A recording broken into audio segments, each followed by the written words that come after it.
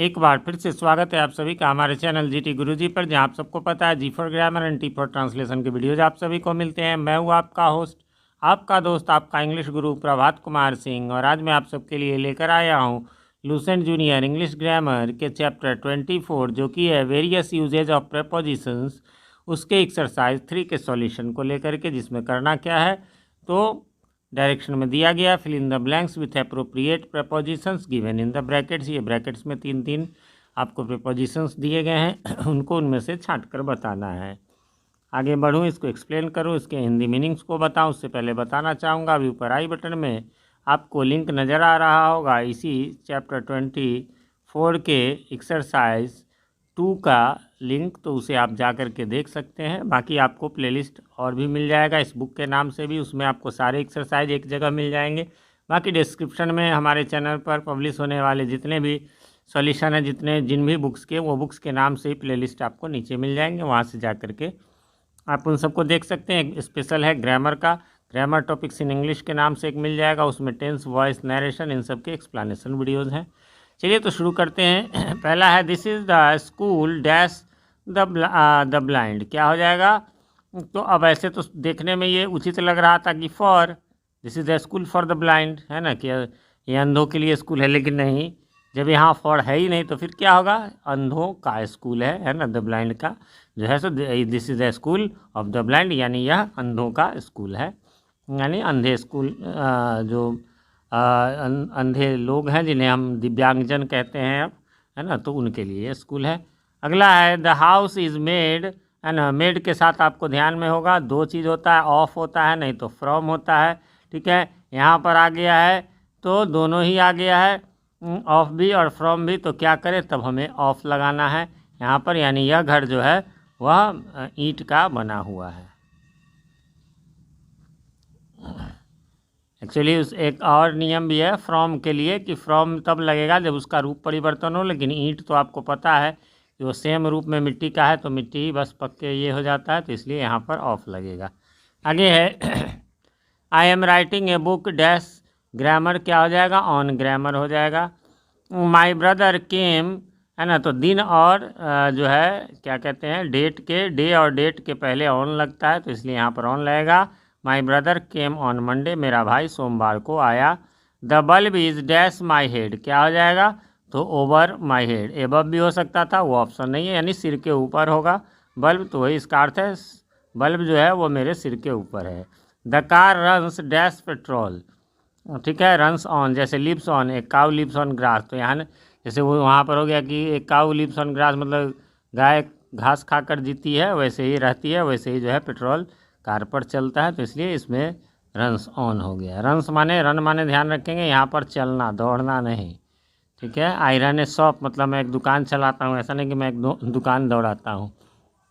आगे है I am passing dash some problems, तो पासिंग थ्रू होता है कहीं से भी, जैसे जंगल से होकर गुजरना तो भी हो गया, यानी I am passing through some problems, यानी मैं कुछ समस्याओं से होकर गुजर रहा हूँ या समस्याओं से गुजर रहा हूँ। We should be kind dash animals, kind के साथ हमेशा टू लगता है ना, हमें जानवरों के प्रति दयालु होना चाहिए, जैसे we should be kind to animals, to की जगह टुवार्ड्स भी लग सकता है, और एनिमल्स की जगह टू द पुअर, है ना, वगैरह वगैरह, तो इसमें काइंड के साथ टू लगता है। अगला है he invited me to dinner, invited के साथ आपको to invited to dinner, invited to breakfast, ये होता है, ठीक है। तो यहाँ पर हो गया उसने मुझे डिनर पर जो है बुलाया। अगला है 10 number, this house is dash repairs, तो रिपेयर्स के लिए रट्टा मार लेंगे। पहले तो 50 मार्क्स इंग्लिश होता था बिहार बोर्ड में, उसमें ये क्वेश्चन लगभग हर साल पूछता था, the building is under repair, sorry repair नहीं रिपेयर्स, और ये रिपेयर्स ही हमेशा होगा और ये अंडर ही हमेशा होगा, है ना, यानी घर मरम्मत में है, यहाँ में ही कहिए। His son is not dash control, है ना, अंडर कंट्रोल, है ना, उनका बेटा जो है वो कंट्रोल में नहीं है, अंडर कंट्रोल नहीं कहते, सिचुएशन अभी अंडर कंट्रोल है, अभी कंट्रोल नहीं है। इन कंट्रोल सुनने में लगता है कि उसमें मतलब नियंत्रण में, लेकिन नहीं, अंडर कंट्रोल, है ना, उनका लड़का जो है नियंत्रण में नहीं है। द बॉयज आर लाफिंग, तो लाफिंग विथ जॉय, है ना, लाफिंग विथ जॉय है ना, क्राइंग विथ जो भी है ये, या शाउटिंग विथ एंगर, तो ऐसा कोई भावना होती है उसमें विथ लगता है, यानी लड़के जो है वो खुशी से हंस रहे हैं। ही कट हिज फिंगर, ये पिछले एक्सरसाइजेज में ही बताया था, किसी औजार किसी इंस्ट्रूमेंट के द्वारा हो जाए, चाकू से, फलाना से, कलम से, कॉपी से, तो हम विथ लगाते हैं। उसने चाकू से अपना फिंगर यानी उंगली काट ली ही होगा पास्ट में। ये कट का जो है, यदि ही रहता प्रेजेंट रहता तो कट्स लगता, कट है तो समझिए भी2 है। He has been laborious dash childhood, यहाँ पर लगेगा सिंस। क्यों लगेगा सिंस? तो ऐसा जो प्रेजेंट परफेक्ट या पास्ट परफेक्ट कंटिन्यूअस टेंस है और उसमें जो है कोई फिक्स्ड रहे, यानी कि जिसको हम पॉइंट ऑफ टाइम कहते हैं, वैसा रहे तो उसमें हम सिंस लगाते हैं। अब कहेंगे चाइल्डहुड, तो हाँ, जीवन का जो भी अंग है, चाइल्डहुड यूथ है ना, युवावस्था, जवानी, बचपन, या दिन का कोई भाग हो दोपहर से शाम से, तो उसमें सिंस ही लगता है। ठीक है, यानी वह बचपन से ही मेहनती रहा है, इसका अर्थ हुआ। We should not write dash subject sorry, तो राइट ऑफ हो जाएगा, यानी विषय के पढ़े नहीं लिखना चाहिए, है ना। ठीक है, ऑन तो हो गया, वो तो पॉजिटिव अर्थ में होता, लेकिन यहाँ तो नॉट लिखा हुआ है, तो इसलिए जो है हमें ऑफ लगाना पड़ेगा। माई पर्स स्लिप्ड, ठीक है, फ्रॉम माई पॉकेट। अच्छा, पॉकेट के अंदर जाता तो इनटू होता, लेकिन ये तो बाहर निकला है, इसलिए फ्रॉम हो जाएगा अलग होने। मेरा पर्स जो है वो मेरी जेब से फिसल गया, गिर गया। Life dash discipline is useless, है ना, तो जीवन जो है बिना है ना, विदाउट हो जाएगा, जीवन बिना डिसिप्लिन के यूजलेस है, बेकार है, इसलिए हमें डिसिप्लिन में हमेशा रहना चाहिए। अगला है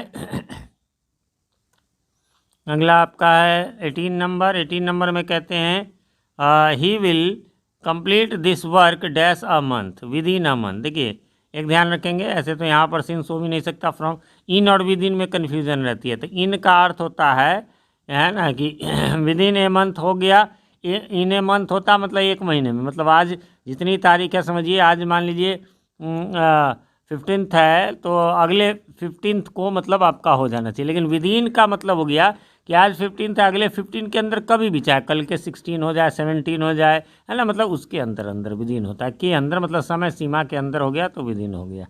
अगला है the aeroplane is dash the clouds, aeroplane cloud के क्या होगा, तो ऊपर ही होगा, है ना, तो यहाँ पर हो जाएगा अबव द क्लाउड्स, यानी हवाई जहाज बादलों के ऊपर है। The teacher is dash the classroom, तो इन द क्लासरूम, यानी शिक्षक वर्ग कक्ष में है। अगला है the boy jumped dash the pond, jumped के साथ हमेशा इनटू होता है, चाहे वो कुआं में हो, है ना, नदी में हो, तो कोई भी ऐसा जम्प्ड रहे और इनटू डैश द पॉन्ड रहे, द वेल रहे, द रिवर रहे, तो समझ जाइए इनटू होगा, यानी लड़का तालाब में कूद गया। We eat dash our hands, तो ईट विथ आवर हैंड्स, यह भी एक जो है ऐसा नहीं है कि इसमें बाई लगा देंगे, है ना, यह भी एक, जैसे कैसे हम कलम से लिखते हैं, मतलब किसी चीज़ का प्रयोग करते हैं, तो उस जैसे वो इंस्ट्रूमेंट के तौर पर, तो यहाँ पर हाथ ही हम इंस्ट्रूमेंट के तौर पर करते हैं, इसलिए विथ आवर हैंड्स होगा, हम अपने हाथ से खाते हैं। अब यहाँ विथ माने से हो गया। He will start writing from next month, है ना, फ्यूचर है, सिंस तो फिक्स्ड में होता है, लेकिन यहाँ नेक्स्ट तो नेक्स्ट आता जाएगा, फॉर हो ही नहीं सकता, तो फ्रॉम हो जाएगा। English is taught me by Mohan, तो यहाँ पर कहीं कोई कन्फ्यूजन नहीं, पैसिव वॉइस है, इंग्लिश जो है मुझे मोहन के द्वारा पढ़ाया जाता है। लास्ट है आपका the child is weeping dash milk, है ना, वीपिंग फॉर मिल्क, है ना, दूध के लिए, बच्चा दूध के लिए रो रहा है। फ्रेंड्स, यहाँ पर ही एक्सरसाइज समाप्त हो गया, उम्मीद करता हूँ आपने मिला लिया होगा, अब कोई कन्फ्यूज़न नहीं होगी, फिर भी कोई कन्फ्यूज़न हो तो कमेंट करें, मैं रिप्लाई ज़रूर देता हूँ, और क्वेश्चन यदि आप कमेंट कर देंगे तो मेरे लिए रिप्लाई करना आसान होगा, वरना फिर बुक निकालो, क्वेश्चन देखो, एक्सरसाइज देखो, तो टाइम लग जाता है। बाकी कमेंट करके हमें बताएं हमारे वीडियोज़ आप सभी को कैसे लगते हैं। एक रिक्वेस्ट है, चैनल पे नए हैं या चैनल को सब्सक्राइब नहीं किया है तो प्लीज़ इसे सब्सक्राइब कर लें, और साथ में नोटिफिकेशन बेल में ऑल को प्रेस कर दें, जिससे कि हमारे आने वाले वीडियो सबसे पहले आप तक पहुँच सके और पहले के वीडियोज़ आपको ढूंढने में आसानी हो। मिलते हैं अगले वीडियो में, तब तक के लिए हैव अ नाइस डे।